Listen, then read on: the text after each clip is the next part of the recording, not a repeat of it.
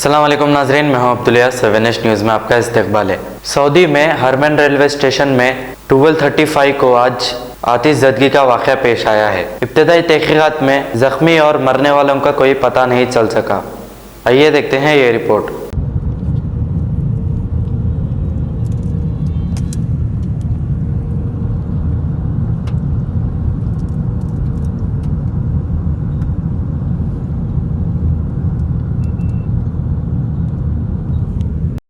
لا حول ولا قوة إلا بالله।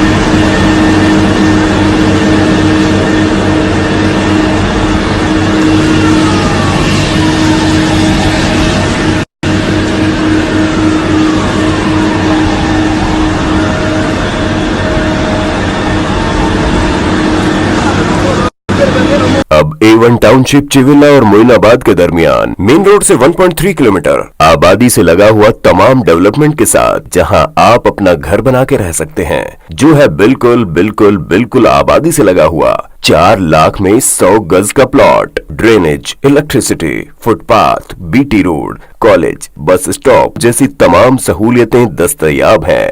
आपका ये छोटा सा इन्वेस्टमेंट आपका और आपके बच्चों का मुस्तकबिल बदल सकता है। मजीद मालूमात के लिए हमें कॉल करें। Address pillar number 235 opposite fishers department, Rajendra Nagar, Hyderabad. Contact 7799603838। सच्ची खबरें आप तक पहुंचाता है 7H न्यूज़।